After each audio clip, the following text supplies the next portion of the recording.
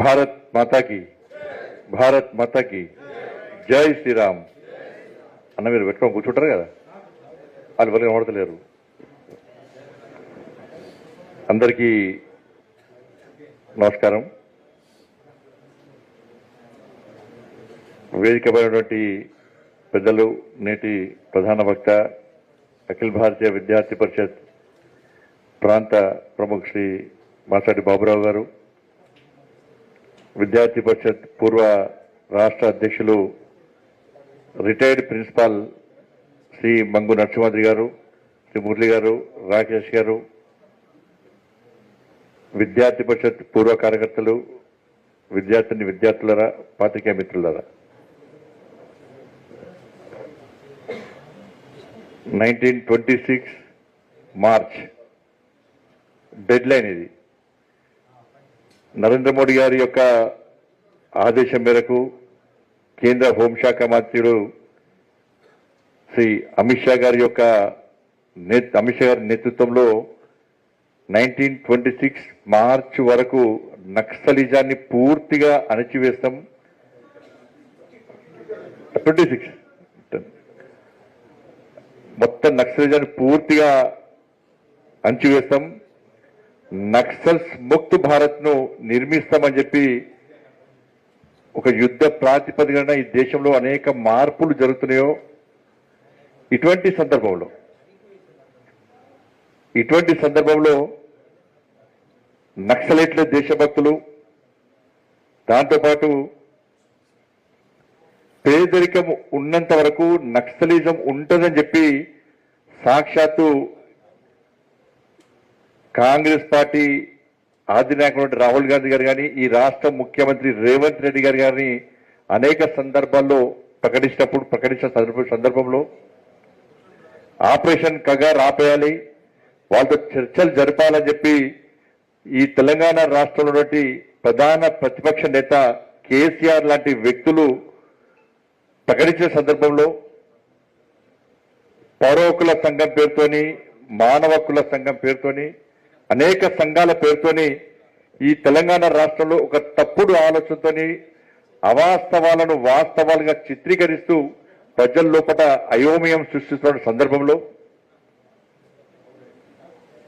అఖిల భారతీయ విద్యార్థి పరిషత్ ఆధ్వర్యంలో రాష్ట్ర వ్యాప్తంగా నక్సల్స్ నరమేధం, మేధోమదనం పేరుతోని నిజంగా సదస్సులు నిర్వహించడం చాలా గొప్ప విషయం, చాలా మంచి కార్యక్రమం. ఇది కరెక్ట్ సమయంలో ఒక మంచి నిర్ణయంగా ఇలా దీన్ని స్వాగతించాల్సిన అవసరం ఉంది. నక్సలైట్ల దేశభక్తులు అని చెప్పి ఇవాళ సమాజంలో కూడా చూపెట్టే ప్రయత్నం కొంతమంది అర్బన్ నక్సల్స్ పేరుతో చేస్తా ఉన్నారు.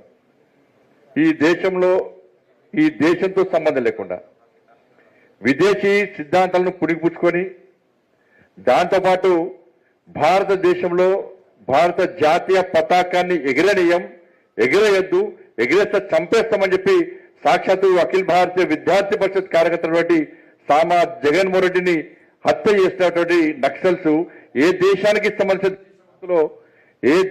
సంబంధించిన దేశభక్తులు స్పష్టం చేయాల్సిన అవసరం ఉంది. ఈ దేశ సిద్ధాంతాలు కావు, ఈ దేశ జాతీయ పథకం ఎగిరేద్దంటారు, ఎగిరేస్తే చంపేస్తామంటారు, చంపుతారు. వీళ్ళు ఏ దేశం కోసం పనిచేస్తున్నారు, ఏ దేశ సిద్ధాంతం పనిచేస్తున్నారు, వీళ్ళు ఏ దేశానికి సంబంధించిన దేశభక్తులు, దాని మీద చర్చ జరగాల్సిన అవసరం ఉంది. ఇవన్నీ చూసిన తర్వాతనే నరేంద్ర మోడీ ప్రభుత్వం చాలా కఠినంగా వ్యవహరిస్తూ ఎట్టి పరిస్థితుల్లో నక్సలిజాన్ని ఉపేక్షించే పరిస్థితి లేదు, నక్సలిజాన్ని తప్పకుండా రూపుమాపుతాం, నక్సలిజాన్ని అంతం చేస్తామని చెప్పి ఇలా ఒక సంకల్పం తీసుకొని వాళ్ళ దేశవ్యాప్తంగా ఆపరేషన్ కగార్ లాంటి ఆపరేషన్ చేస్తున్న విషయాన్ని మనం గుర్తుంచుకోవాల్సిన అవసరం ఉంది. ఇలా 67లో ప్రారంభించినటువంటి నక్సల్బరీ ఉద్యోగంతో ప్రారంభించినటువంటి నక్సలిజం ఇవాళ భారతీయ జనతా పార్టీ ప్రభుత్వం ఏర్పడకముందు, కాంగ్రెస్ పార్టీ ప్రభుత్వం ఉన్నప్పుడు ఈ దేశంలో దాదాపు 220 జిల్లాలో ఉన్నటువంటి నక్సలిజం ఈ రోజు భారతీయ జనతా పార్టీ ప్రభుత్వం ఏర్పడిన తర్వాత, నరేంద్ర మోడీ గారి ప్రభుత్వం ఏర్పడిన తర్వాత కేవలం 12 జిల్లాలకు మాత్రమే పరిమితమైంది. ఇప్పుడు పరిస్థితుల్లో కేవలం 1-2 రాష్ట్రాలకే పరిమితమైంది. నెక్స్ట్ మార్చి వరకు ఎట్టి బస్సులో నక్సలిజం అనేది ఈ దేశంలో కనపడకుండా పోతుంది అని 100% వాస్తవం. ఇప్పటి వరకు నక్సలిజం సాధించింది ఏంటంటే శూన్యం. ఆస్తి నష్టం జరిగింది, ప్రాణ నష్టం జరిగింది, అభివృద్ధి ఎక్కడా జరగలేదు, అభివృద్ధిని అడ్డుకున్నారు, పేదల బతుకులు ఇంకా పేదలుగానే మిగిలిపోయారు. కాబట్టి దేనికోసం కూడా ఇవాళ నక్సలిజం అనేది పనిచేయటువంటి విషయాన్ని ఇవాళ సమాజం గుర్తించాల్సిన అవసరం ఉంది.